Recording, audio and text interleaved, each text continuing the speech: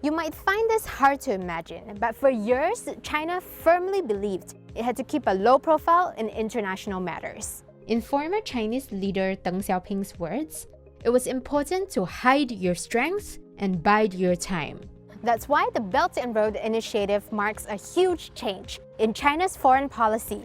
And it's not just a small shift. It's a plan that will have serious implications for how the world develops.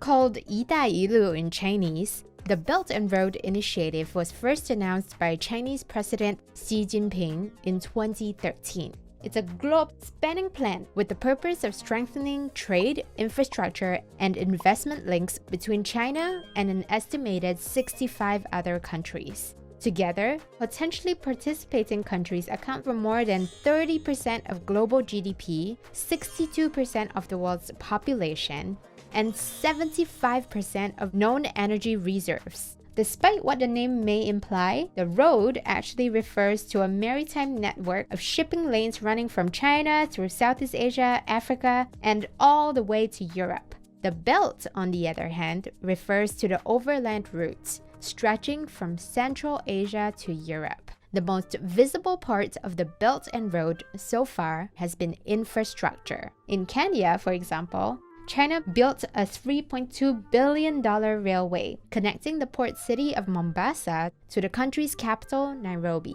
It now takes just 4.5 hours to get between the two cities, about a third of the time it used to take on the old rail system. But it's not just Kenya. Across the world, the Belt and Road has meant billions of dollars in investment from the Chinese. In Sri Lanka, about $200 million of Chinese funding went into the country's second international airport. After all the investment, though, it's been dubbed the world's emptiest international airport. From Africa to Asia, there are many infrastructure projects involving railways, roads, and bridges. But that's just one part of China's Belt and Road Initiative. Some say it's also serving as a huge marketing campaign for Chinese money looking for investment. Yet, despite the public nature of the Belt and Road, there is a lot about this huge plan that we don't know about. The number of countries estimated to be in this initiative is between 60 and 115, while the amount of money committed is said to be between $1 trillion and $8 trillion. And then there's the question of who's coordinating this. It's definitely backed by President Xi, while China's powerful state planner and DRC was involved in initial policy planning. But in terms of execution, experts believe Chinese state-owned enterprises have the most influence in terms of what the Belt and Road will ultimately look like. What we do know is that the Belt and Road will be made up of several economic corridors. All but one of the corridors connect several countries, like this route which connects China to the Netherlands. It will include projects like this cargo train that carries goods from East China to London in about 2 weeks. But let's take a closer look at the only corridor connected to just one country, the China-Pakistan Economic Corridor. Pakistan is seen as the buckle in the belt.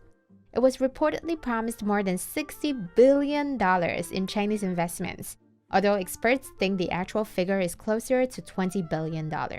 This corridor would link China's far western region of Xinjiang to Pakistan's port city of Gwadar. This is an important trading route for China, particularly because of the country's location between China and its energy suppliers in Africa and the Middle East. You see, China has a huge appetite for energy. It's the world's largest oil importer and is set to be the biggest gas importer too. But Pakistan may have gotten more than what it was expecting when it took China's loans. The country's prime minister, celebrity cricketer Imran Khan, is fighting to keep the economy afloat. And some are worried that Pakistan's debts to China may ultimately hurt those efforts. But it's not just Pakistan or even China which got more than what it bargained for. There's a lot of talk now on debt trap diplomacy, which involves the Belt and Road. The Washington-based Center for Global Development raised serious concerns about 8 nations receiving Belt and Road financing.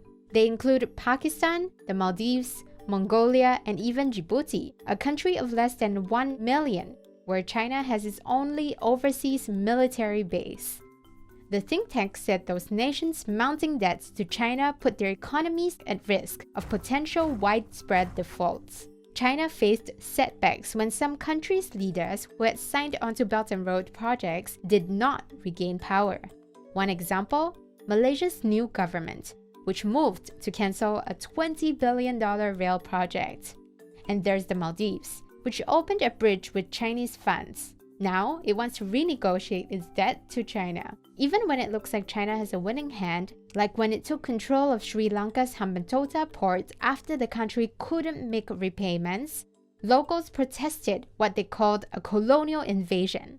And then, there are the reports about geopolitical ambitions underlying the Belt and Road. Beijing says the Belt and Road is purely a peaceful economic project without geopolitical or military intent. But developments like its military projects with Pakistan have some experts questioning that. They worry Beijing has military intentions for some of the ports at which it has a large presence, like that Sri Lankan port it took over. The Belt and Road provides financing for infrastructure, which a lot of countries are desperate for. But now, as worries mount, we're left to see what's next for China's ambitious program.